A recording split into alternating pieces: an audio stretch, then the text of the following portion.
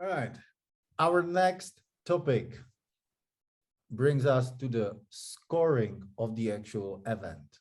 And we should basically focus on points like cross-referencing from notes, using decimal numbers, the teamwork, and the communication between panel members and entering the scores in time.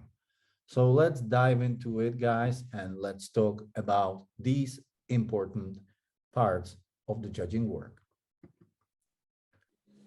So let's start with the cross-referencing from notes. We talked about it. It's a very important part. You need good notes to be able to do that. We talk about the anchored score.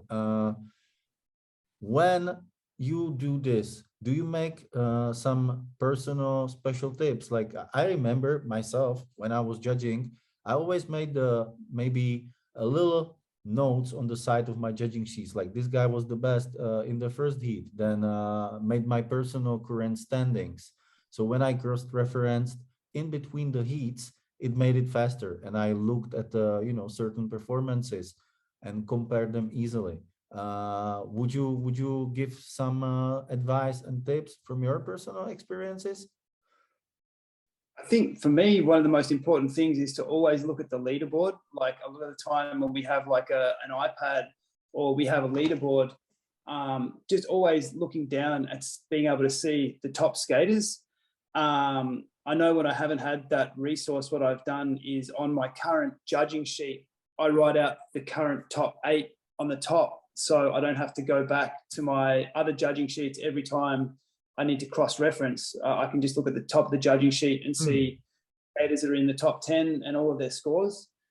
So I can score quite quickly. Okay. Lincoln, any tips on your side? On my side, I mean, lately I've been doing like I did a lot of the head judging part, so it was to me it's actually easier than what the other judges do because they have to note everything. But when I do my notes, I pretty much like to in my style, it's like good flow, good style, like use of the course is very important, like use like in this case we're talking about vert use of the ramp, Hmm. like um the variation I use, like the variation of like the tricks, the 540s and flip tricks, and but how that was mixed, like, but mostly like that the flow and the style and the use of the course, Hmm. of course combined with all like the difficulty of the tricks, or the height, or that uh a lot of I have it's fall in certain times, Hmm. that I have written down, like 15 seconds, 10 seconds of full run fall, like that. So I use a lot of that. um and also when watching in an iPad, when you have the system, I'm always scrolling, like watching the run and scrolling up and down, like where the ranking is. Hmm. Like, and then I look at watching the runs, and I can see where am I thinking what the score is going to be uh, in that range. Is he going to be below this guy? Is he above 80 or 72? And then I'll see that in the numbers that I'm going to, like, oh, I don't have a much room in that. So what, so the scores, it has to come in quicker. In that Hmm. way, I don't have just like, if I'm looking at a run and then he finished the run and then I look it down and then I look, and then it takes too long. So I'm kind of scrolling down, looking at the run, and then have an idea where that score is going to be. So I Okay. do that a lot. And I'm glad that you mentioned one thing, and that's the sliding Yeah. athletes in Yep. between other performances. And this brings me to the topic kind of using the decimal numbers, and a question of scoring runs with the same numbers, because many judges throughout their careers or during their experience, they face this situation, whether being they run out of space, they run out of numbers. Mhm.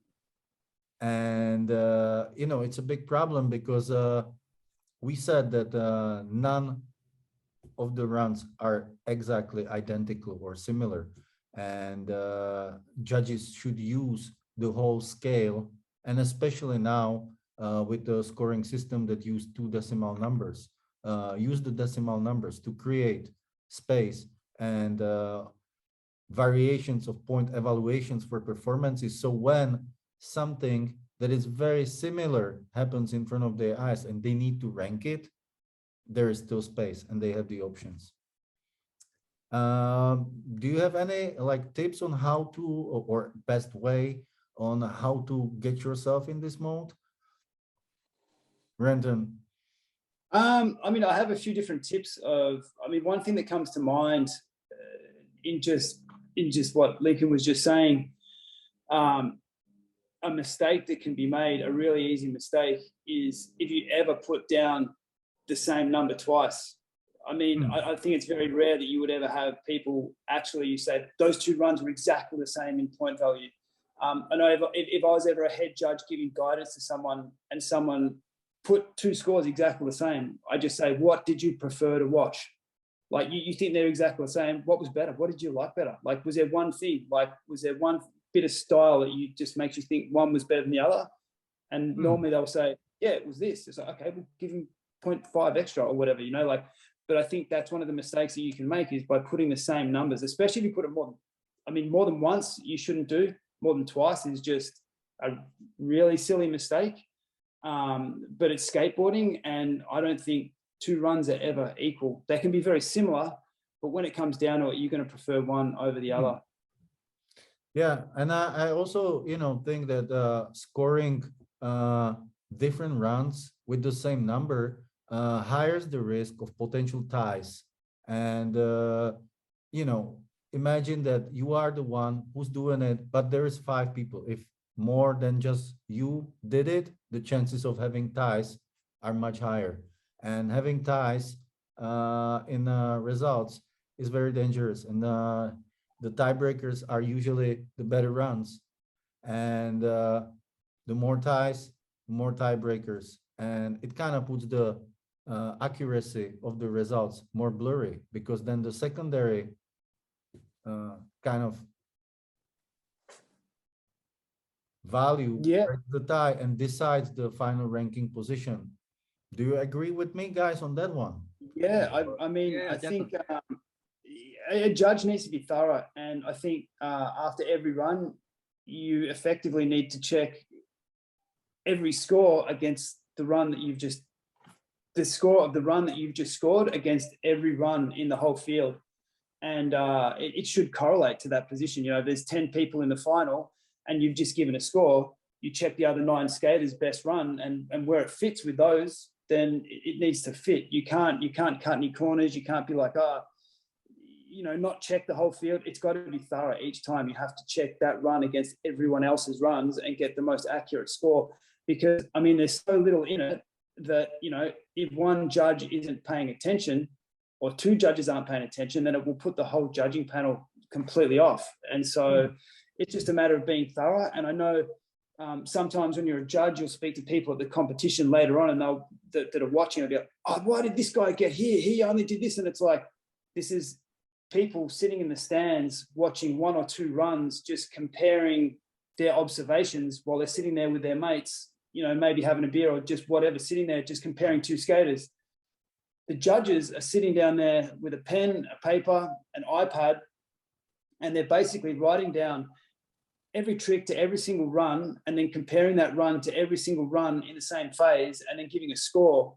I mean, it's a process of absolute scrutiny, and that's needed to get the best possible scores. I mean, this is the only way you can get the most accuracy is by just giving full attention the whole time and just making sure that, you're not making any shortcuts, you're not rushing, and you're comparing every score that you get. And that also, like, I wanted to ask, like, I assume from what you said that the teamwork of a judging panel is very important. We talked about it when we discussed the judging notes and the prep work of the judging panel. uh, there is no shame to ask if you missed a trick, and make your judging notes complete as much as possible, right? It helps. 100%. I feel like Yeah. there's no judge that does a perfect job the whole time, and it's such an intricate job with so many things to pay attention to for 8 or 9 hours a day, that you have to watch out for the other judges if they make a mistake. As far as like, if they're like, oh, that person had 3 flip tricks and a twist in his first one, and you hear it and you're like, well, no, he had 4 flip tricks and a melon 540. Like, it's important to just, you're not picking their mistakes, you just making sure that everyone has the best possible knowledge to give the best possible results.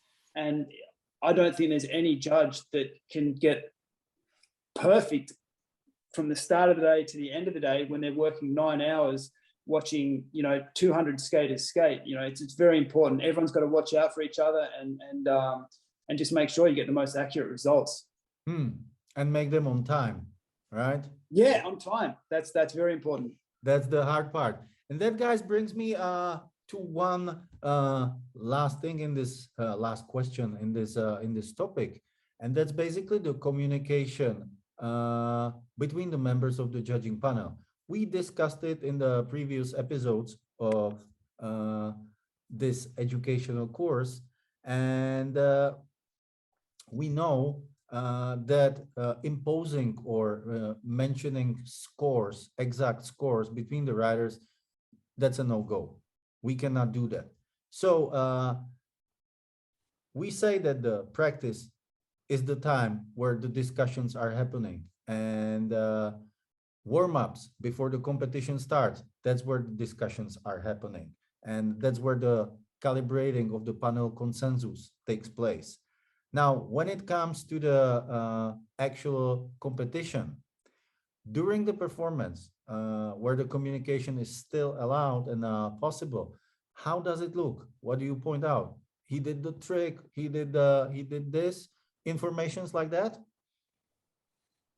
Yeah, I think stuff like maybe pointing out if someone's done something that they haven't added in any of their runs, like they've added another trick, or they've taken another trick out, or perhaps a trick isn't as high as what they've done in the past. Or maybe things are being done better than they've done in the past, or maybe things are done worse. Just observing just the different things, like maybe they add an extremely hard trick, or maybe they leave an extremely hard trick out. But, that may be a key feature of why they're going to get the score that they get. And just making sure that everyone knows. Like, it's just about having most possible information that you can have to get the best possible accurate score. Perfect. So professional information sharing that it's according or related to the performances that are happening in front of the judges, that's okay. Imposing scores, I feel like, it's just like it's the judge at the moment, or the panel. It's he has to be responsible for the score that he's putting in based on the practice time that he had, like the watching practice and all that. And then with the scores, from the anchor score, with the ranking itself there, it's his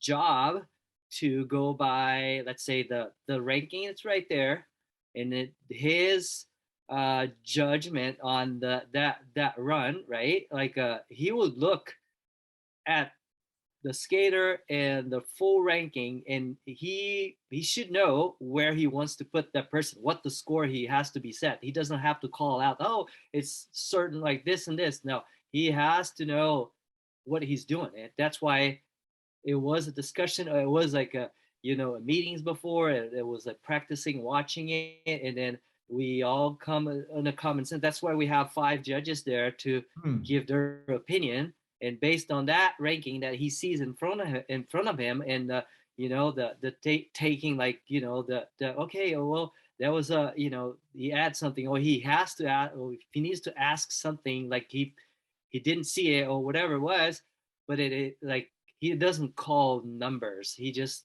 he has to look at the ranking and put in his scores.